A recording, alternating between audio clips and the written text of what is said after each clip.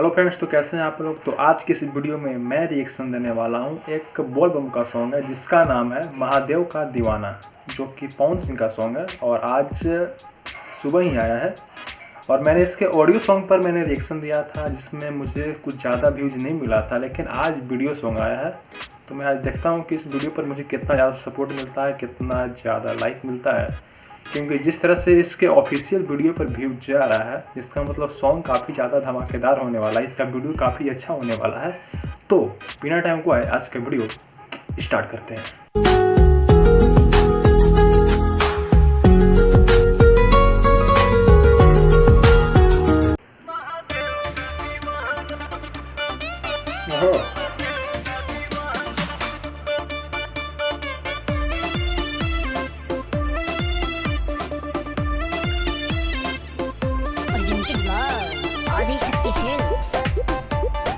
ये तो खताई लाल वाली एक्ट्रेस है। हेलो बाबू बोलो कहाँ तुम खो गए हो, मेरे ही हो या किसी के हो गए हो। हाँ राजा बोलो कहाँ तुम खो गए हो, मेरे ही हो या किसी के हो गए हो। मुझे तुमसे मिलना है, बात दिल की कहना है, सही सही टाइम तो बताना। बाबू कहाँ हो? तुम्हारा बाबू व्यस्त है, महादेव की भक्ति में मस्त है। अच्छा और सावन सुनो तुम नजर नहीं आना, तेरा बाबू हो चुका है महादेव का दीवाना। और सावन सुनो तुम नजर नहीं आना, तेरा बाबू हो चुका है महादेव का दीवाना। जब जमाना मुश्किल में डाल देता है तब मेरे भोले हजारों रास्ते निकाल देता है। क्या बात कर रही है?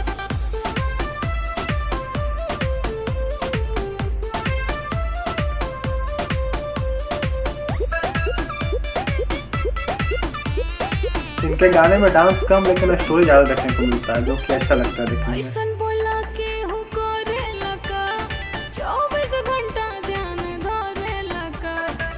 हमहु त पूजी महादेव के बाबू, इतना भक्ति में के हो रोवेला का।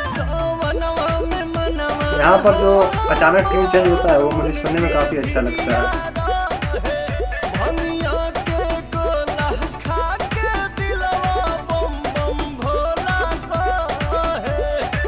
इतना सताते हो, मिलना आते खाली करते हो तुम तो बहाना।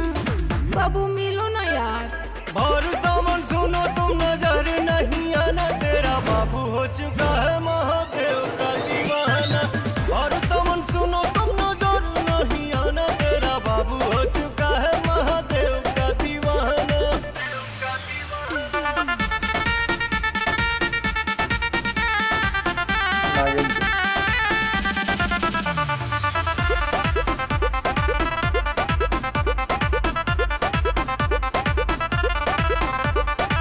मिले के मन बड़ी करता हो, धीरज न दिल धन धरता हो। अच्छा कतने दिन भइल देखला सुरतिया, तोहरा पवन रोवा जो रहता हो। मोबाइल तो चालू ही नहीं है, आप मोबाइल को गौर कर रहे हैं तो मोबाइल चालू ही नहीं मिलेगा।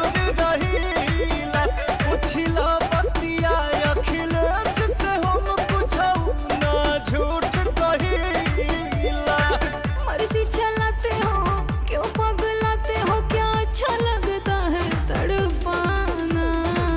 बाबू रांची भेजोगे क्या? और सावन सुनो तुम नजर नहीं आना, तेरा बाबू हो चुका है महादेव का दीवाना। अच्छा और सावन सुनो तुम नजर नहीं आना, तेरा बाबू हो चुका है महादेव का दीवाना। और महादेव तो चलिए बात कर लेते हैं इस सॉन्ग के बारे में। तो सबसे पहले आप मुझे कमेंट करके बताओ कि आपको ये वीडियो कैसा लगा, आपको मेरा रिएक्शन वीडियो कैसा लगा, ठीक है। तो चलिए अब सॉन्ग के बारे में बात करते हैं। तो मैंने वीडियो की शुरुआत में ही बोला है कि पवन सिंह के जो वीडियो सॉन्ग आता है उसमें डांसिंग कम लेकिन स्टोरी ज़्यादा देखने को मिलता है। और इनके जैसे अलग अलग लोकेशन पर शूट कर दिया जाता है और स्टोरी में एक दिखाया जाता है, जो कि देखने में मज़ा आता है। और सॉन्ग तो धमाकेदार हैं और जिस तरह से ये व्यूज जा रहा है उस तरह से मुझे लग रहा है कोई नया रिकॉर्ड बनने वाला है, क्योंकि 1 आवर्स में ही 2 लाख व्यूज क्रॉस कर चुका है, जो कि बहुत अच्छी बात है। एक भक्ति सॉन्ग पर इतना ज़्यादा व्यूज मिलना कोई आम बात नहीं है। और इसमें जो अचानक जिस जगह मैंने बताया था कि कुछ जगह पर ट्यून अचानक चेंज हो रहा है, जो कि वहाँ पर मुझे सुनने में काफ़ी ज़्यादा अच्छा लगता है। आपको क्या लगता है, आप कमेंट करके बताइए। और आपको अगर ये रिएक्शन वीडियो अच्छा लगा तो वीडियो को लाइक करिए, चैनल को सब्सक्राइब करिए और मिलते हैं अगले वीडियो में। Take care, bye by.